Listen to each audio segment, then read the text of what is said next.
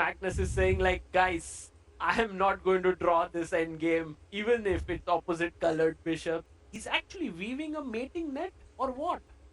Both the mating net is possible, and also simply the pawn on the dark square for white is about to fall off, and then black will have two connected passers on the king side, which generally tends to be decisive in positions like this. Wow. This endgame has gone downhill very, very quickly for Jan. This game, the target we have in front of us, it's reminding me of game 6 of a certain world championship match. Well, there it was like Magnus used a lot of his feel to win it. But here I think it's a theoretically winning endgame for black. It only is depends on how quickly Magnus will find how to win this, because I think he knows he's winning. Yeah, it's a bit trickier than he would like, I think, but yeah, I'm still fairly certain this gets converted. Let me show you a very beautiful draw though. We get the king closer to the rook. We get checked by the pawn. I even thought that was the way to win, but it's not. We get king up. Pawn has to continue forward. We go back to that same square, and now we get checked by the rook. And if we take the pawn, we get checked from here. And this, ladies and gentlemen, is called a stalemate, as white king has got no squares to go. Everything is defended, and this would be a dream come true for Ian Nepomniachtchi in this position. Absolutely, yeah. That's not going to happen, but it's a beautiful line nonetheless. And I honestly thought this was the way to win until I realized no. That would be a way to end the game immediately, but not the way we would like. And the reason that you want the king to attack the rook is because the king and queen need to work in harmony to actually win the game. Your idea, if white isn't careful, is to give a check, win the rook, and that's game over. They actually got to that position with the king on d5 and the pawn on e6 already. It's so on the board. yeah, so Magnus is still winning, but he is realizing now that yeah, okay, you can do it in a smarter way. He's going the other side.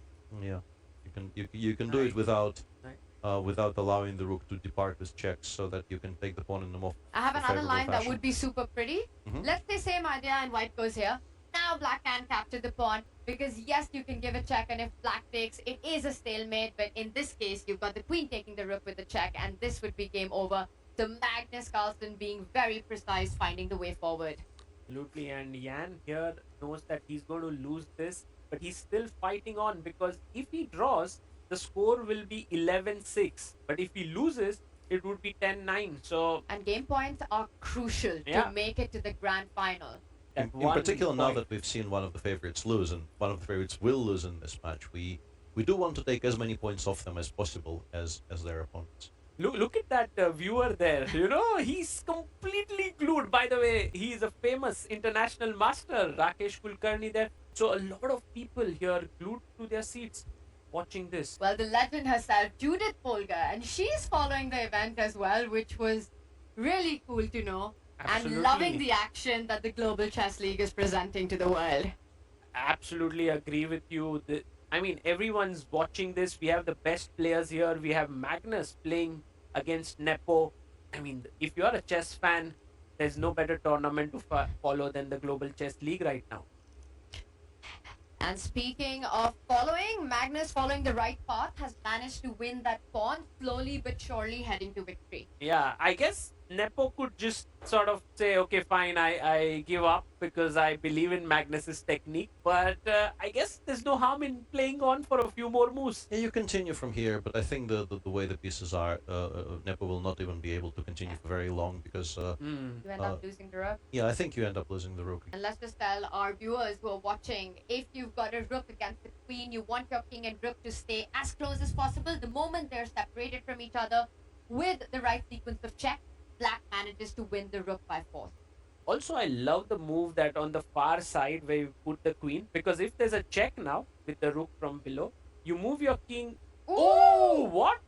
No, That did not happen. Yeah. that's the board malfunctioning. But yeah, now the game will end because we are attacking the rook. We're also threatening mate on the h8 square, and the only move you can even make is check from e7. Then the king goes to f6, and you are out of On the board. And you're out of moves. we're expecting handshakes this very moment. There you and it go. happens. Magnus wins, but not enough for his team. 10-9 for the Balan Alaskan Knights. A huge victory for the Balan Alaskan Knights as they get the points their way to move up the leaderboard.